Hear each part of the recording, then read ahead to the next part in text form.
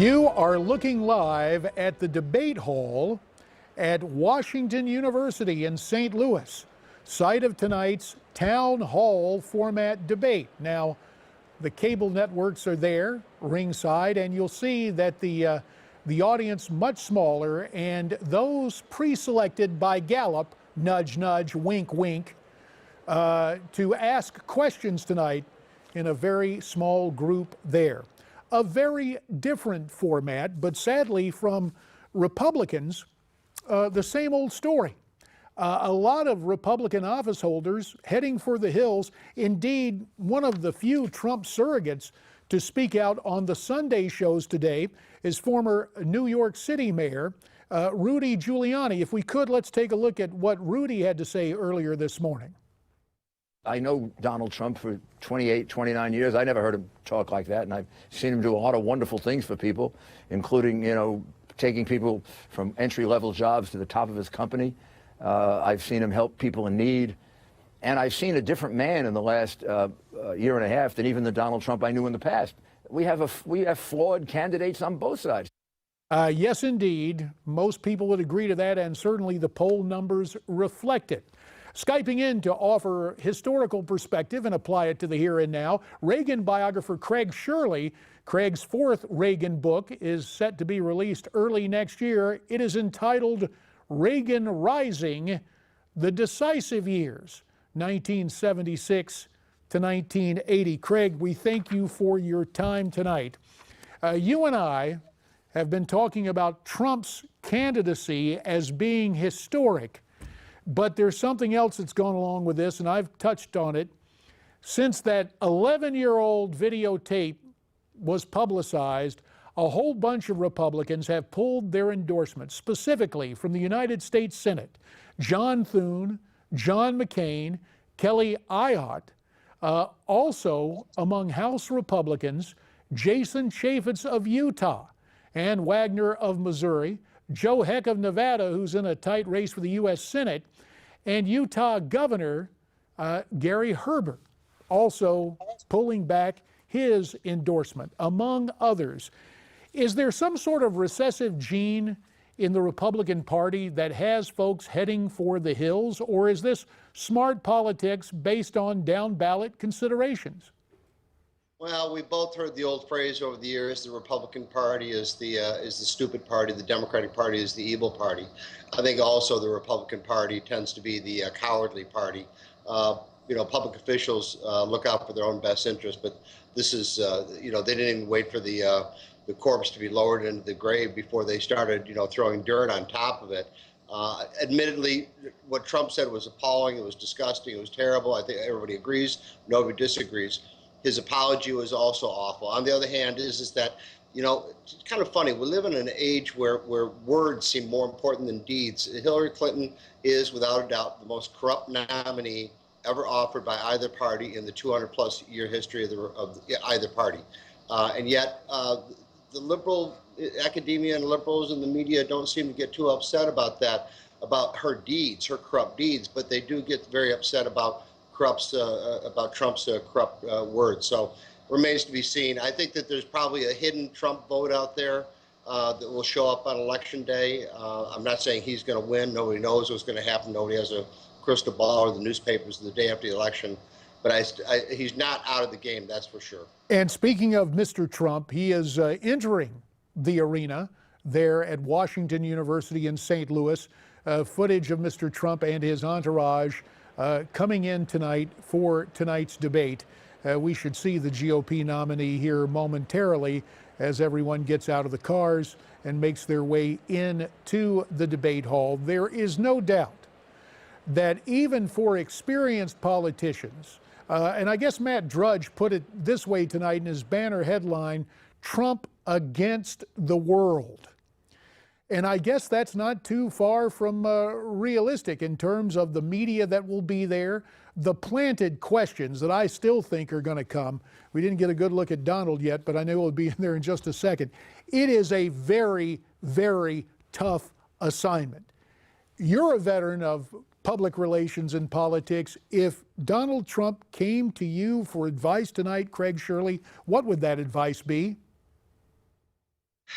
Well, my advice probably is past due because I would have told him back at the convention to unify the party, and instead he went out of his way to divide the party by going after Ted Cruz and others. I know the New York Times today had a story in which he said he was going to exact revenge on Republicans who are bailing on him. This is exactly the wrong way to win. What he has to do, as Abraham Lincoln once said, is to stoop to conquer. He's got to, I would have said, extreme contrition over and over and over, meet with Republicans, bind up the wounds of the party, and then say, now this race is now about Hillary Clinton and about the future. Let's talk about those things because we've been talking about me too much. He still has time to do that, but it's getting very, very short. You mentioned the name of Ted Cruz, and I don't want to go back over what happened at the convention, but it was somewhat mystifying how Senator Cruz kind of pulled his punches when it came to formally endorsing Donald Trump. Now Ted has taken to Twitter, and here is what he tweeted out earlier today. NBC had the tape for 11 years. Apprentice producer says they have more and worse. So why not release in 2015 in March? Why wait till October? Well, it may be pointed questions, but I guess, Craig, they come from a guy who finished second in the primaries. Sure, and there's a lot of bitter feelings there. It got very personal, very nasty, mean, and ugly, and it took a while for the wounds to heal. I doubt they'll ever really going to heal up whatsoever. I mean, it's going to be, this debate is going to be historic, that's for sure. The hashtag on Ted's tweet was Main Street Media Bias. And let's take a historical perspective on this, Craig. Granted, I was in the first grade, but even I could sense the hostility toward Barry Goldwater in '64. Exponentially, how much greater is the media hostility toward Donald Trump if you had to quantify it tonight? Oh, JD, this is by a factor of 10, 100. I've never seen anything like it. The media in our lifetime and in my lifetime have always been left wing, but now they're corrupt. That's the new add-on. Is that when they went after Barry Goldwater, they were left wing, but now they're corrupt and left wing, and that's what makes it so disgusting. Is that they make no bones about lying, about making things up, carrying rumors, carrying Hillary's water. I've never seen anything like it whatsoever. Thank God for Newsmax and for the rise of the alternative media and the new media, because otherwise they would have complete control of the national dialogue. Which brings me to the next point, and it may be contradicted by Ted Cruz in his tweet earlier. The Apprentice producers bragging, setting that aside, my instincts tell me that the media and the Hillary campaign dropped this to try and obscure her speeches, very disturbing public statements sent out by WikiLeaks. Now, I don't know if there's anything more. I think they really wanted to save this till about 36 hours before the election, reminiscent of 2000, George W. Bush and that kind of hidden DUI escapade in Maine from his youth. Something at the last minute. Do you really think there's more out there, or was this done maybe prematurely by the Democrats?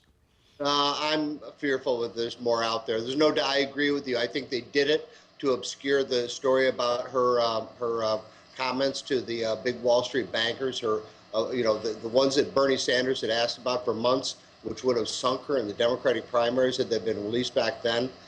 They did it because sex, drugs, and rock and roll always trumps policy. And because Trump was talking about sex and she was talking about policy, then all the attention is all focused on what he said instead of what she said, even though what he said isn't going to harm anybody. What she said is going to harm a lot of people. So NBC, in your mind, has more to roll out in terms of outtakes from The Apprentice, the show that Donald Trump took to the top of the ratings, made all sorts of dough for NBC. But as we know, NBC these days stands for nobody but Clinton. And the Peacock Network seems intent on showing that as we head down the home stretch. Final comment to you, Craig, about 40 seconds. It reminds me of the old line from the movie Primary Colors.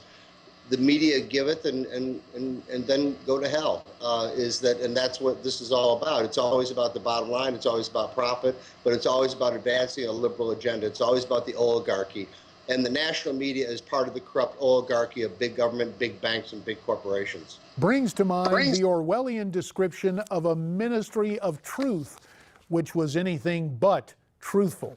Craig Shirley, we thank you for your time in this pre-debate special. And again, a reminder to you watching at home, if you want to weigh in on who won the debate later tonight, you can do it by going to newsmaxpolls.com. You see it right there.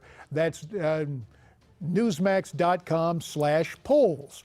As our special coverage continues in the pre-debate mode, we speak with two ladies who are favorites of Donald Trump. It's Diamond and Silk. They'll be here next as our coverage continues.